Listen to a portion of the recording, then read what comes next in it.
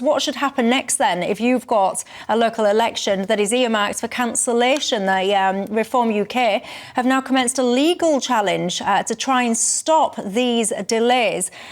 Let's just cut to the chase. Bring us up to speed with what's happening in your mind, Zia. Yeah, look, as soon as we heard that the government, Keir Starmer, was colluding once again with councils across the country, Tory and Labour Council, and be really clear about that, Michelle, our lawyers were mobilised, and lawyers representing or instructed by Reform UK, really representing the people of this country, successfully got a judge in the High Court to clear the way for a 2-day hearing on a judicial review to stop the government from along with the councils, cancelling elections for millions of people for the second year running.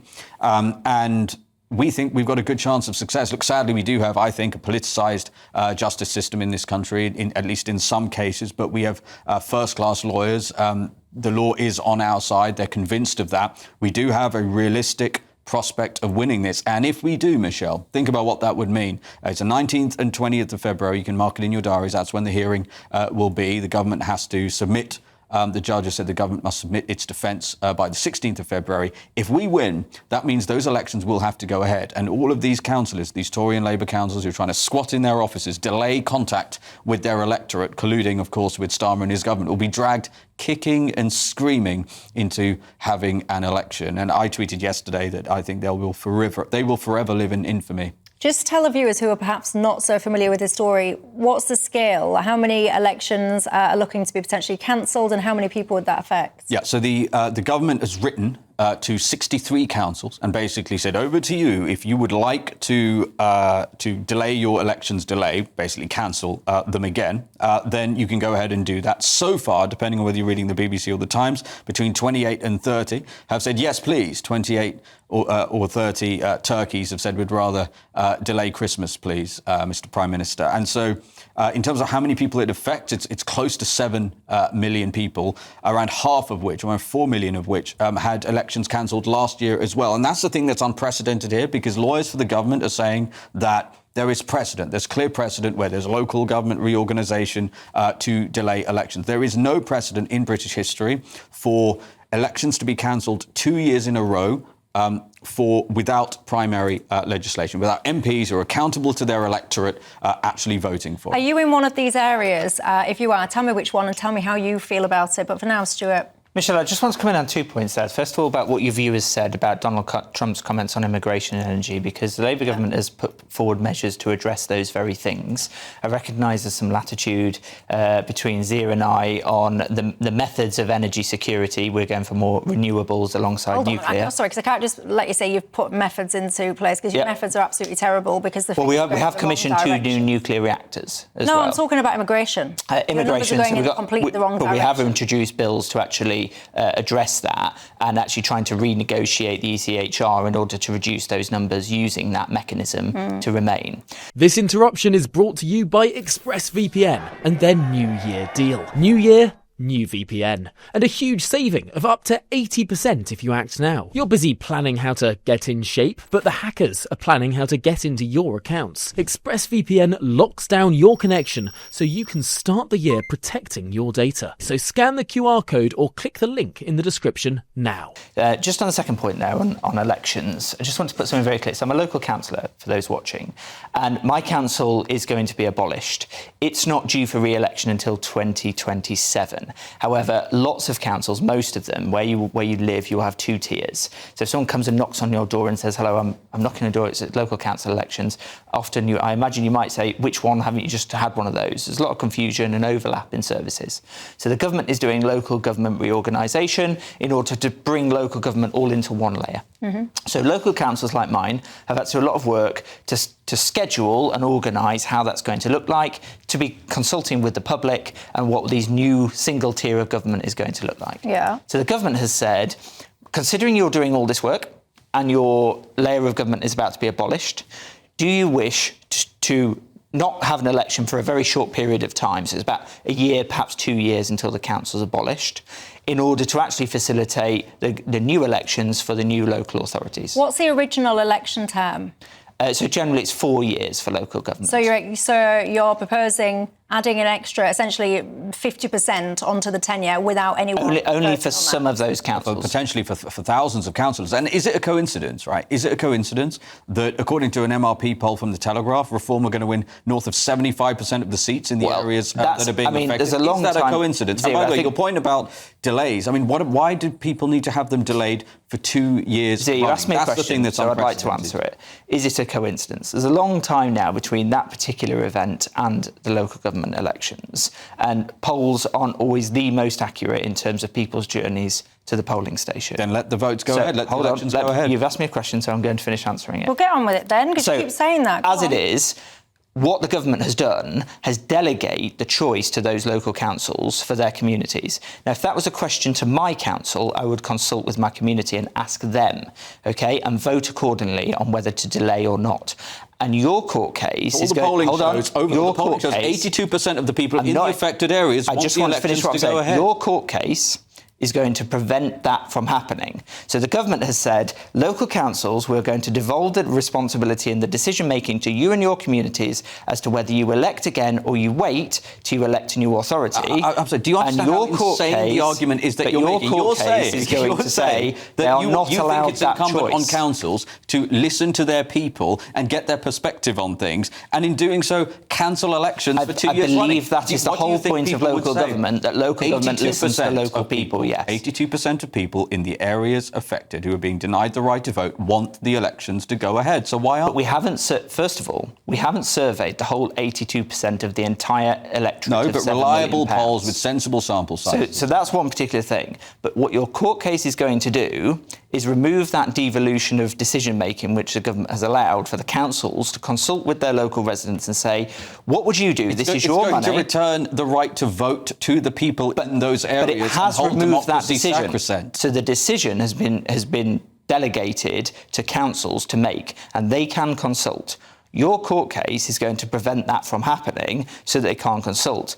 And this is what's interesting. There are obviously no reform councils, as I understand it. So you're saying our lawsuit against the government to try to allow elections to go ahead and stop people being denied the right to vote is in some way denying councils from listening to their voters? Again, do you understand how insane that argument is? No, you're going to deny them the choice to actually go out there and consult and ask their local electorate. Right, so all of the councils are doing a referendum on whether elections to go ahead. No, but as with anything, you can always lobby your councillor, speak to your councillor, and you can consult with them. Tens of thousands of people and they have are already said, doing that. But listen, if you genuinely think that the vast majority of people are not just wanting elections to go ahead in those areas, but are not absolutely apoplectic about it, I'm afraid, like most Labour elected politicians, you're living in cloud cuckoo land. Many people would want an election to happen on a normal schedule. However, there is a different event taking place, which is local government reorganisation, in order to address the concerns of the electorate about duplication and overlapping of services. This is an extraordinary event in terms of local government and democracy in the UK. Therefore, we are going through a change. And what the government has done very clearly is said, councils, we recognise you have a lot of work on. I can attest to that myself, having just gone through the process of local government reorganisation consultation. You have a choice. Do you wish to delay your elections because of all this work going on in order to create the new authorities, or do you wish to continue as it is? They have not said you cannot have elections. They have devolved the choice. They're giving elected officials who are almost certainly going to lose their seats. So they haven't denied the ability to delay contact with the electorate for the second year in a row. It's just clear to me that if your court case is successful, what you're going to do is, by using this legal system you seem not to have much faith in because you believe it's politically affected, what that's going to do is take away the ability of local councils to make the decision. To squat in their offices and prevent voters from turfing them out. I don't think people who stand for local council want to squat in elected positions. They generally do it because they want to represent and have a stake in decision-making in their local area. Then why don't they let the elections go ahead and let the people vote? That is their decision at the moment. Your court case is going to remove it from them. It should not be down to an elected official as to whether elections go ahead or not. That's the fundamental point here, and that's why I actually can't believe the argument that you're making. In ordinary circumstances, I could see your point. However, there is a large piece of information that you seem to not take into account here, which is the organisations are going to be closed. They are being abolished. There are new ones being made, and there are rightly going to be elections from those, which will be elected for I imagine, a 4-year term. And I don't believe anybody is saying to them, you should be delaying elections at any point during that new calendar. You're probably familiar with the phrase, fool me once. Just remember, these are millions of people who were told, we're just delaying it 1 year, it's local reorganisation, made all the arguments you just did. And then what happens? They're being delayed for another year. This is the pathway to tyranny. It is death by 1,000 cuts, and there's no excuse for failing to allow millions of hard-working British people who are paying their council tax. Do you know how many people are currently so angry that they're arguing that they shouldn't even have to pay an election, which is then going to no be null and taxation void without representation is the argument that it's being made. Yes, and this Labour government is on very, very thin ice because you are making so many people so angry. And I can tell you, the anger is such that, as I said, 82% of people in these are large-scale polls with large enough sample. But surely, Zia, you must understand that the main poll is at You're a not ballot consulting box, with people, and that would still need to happen. And that ballot box is being made available in a new layer of local government, which gives people more intervention within the decisions that are being made locally. Your intervention should not with this be court down case, to an elected official to grant the right to vote them out to their electorate. But that is the thing that is unprecedented. You do realise how general elections are held in this country. You are setting the precedent that without primary legislation, local elections can be delayed for multiple years. That has never happened before in this country. And we have an unwritten constitution, and Keir Starmer is trampling it. That's why his poll ratings are at third nuclear level. I want to bring some of these viewers in. Keith, he says, I live in West Sussex. Our local elections were cancelled last year and now they're due to be cancelled again this year. They say it's to reorganise, but why on earth is this taking so long? If they can't get it done, they should step aside and let those people that can do. Ken says, Michelle, I've had one vote cancelled and now I'm looking likely to have possibly another. He's absolutely furious. He sent me quite a long email. He says, I am so angry that he's considered cancelling his direct debit for council tax. And this is coming through, I would say, quite thick and fast. By the way, if you're telling me that you are in an area which has had your elections delayed, do you mind also telling me whether or not you were consulted about this? Peter says, Michelle, I'm in the Isle of Wight. Our elections are due to be cancelled for the second year in a row. I just don't understand how you can justify this not just once, but potentially multiple delays whilst you're trying to get houses in order. Why do you think that that's OK? I think the first thing is, I think it was Ken who was saying not going to pay his council tax. I definitely wouldn't recommend that. There's a lot of enforcement measures in place to get a lot dry. I understand the frustration. But at the minute, speaking from a perspective of a local councillor, we've been tasked with reorganising local government from a very outdated system. So my council essentially does housing, waste collection, planning, a few other bits and bobs, and then there's another layer which does a lot more. So we're trying to merge that so that people have more of a say of all of the services much more regularly. So that's how much work's going on. We've had ours cancelled. We were not consulted as residents. Lots of people are getting in touch saying that they've had theirs cancelled and they were not consulted. Well, I think local government should be consulting. I don't know. But evidently they're not. Whatever the political control is, they should be consulting their residents on decisions they're going to take. And if you are not very happy about your election being delayed, you can write to your councillor, lobby them and say, we don't want it. Of course, if Zia's court case now goes through, you're going to have that decision removed from you. Hold on a second, what is the deadline for a council deciding whether or not they're going to delay?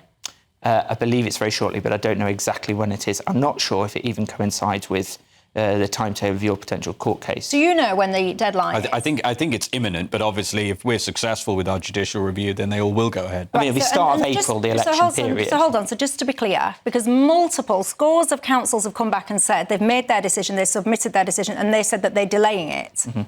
So they're obviously not consulting. So his process, Reform UK's process, is not stalling things because some of these councils, multiples, 28 of which 22, I think it is, are actually Labour councils. They've made their decisions. Many of my viewers are saying that they have not been consulted. They are now potentially in multi-year cancellations. So I'm putting it to you that what you're saying doesn't stack up. Well, that obviously would rely upon them actively consulting and acting upon it. But this is the point of democracy. It doesn't sound very democratic to me. Well, of anyway, course it does. If you're not happy, if you haven't been This is the most consulted... Orwellian argument I've ever heard. The whole thing is insane. So hang on. So look, I need to just sum up what I'm hearing before, because I have to go to a break. I'm supposed to have gone ages ago. So if your council has cancelled your election, potentially for the second year in the row, they haven't consulted you and you're not happy about that, they've already submitted that decision, apparently you can write to them and tell them you're not happy about that. Yeah, absolutely. And, by the way, Reform's attempt to get the elections to go ahead would actually be denying your electoral right to be consulted. Anyway, tell me, I'm interested, this is about you at home, which council are you in? If it's been cancelled, were you consulted, yes or no? I'll see you in a minute. Lots more that we need to discuss, not least, by the way, universal credit.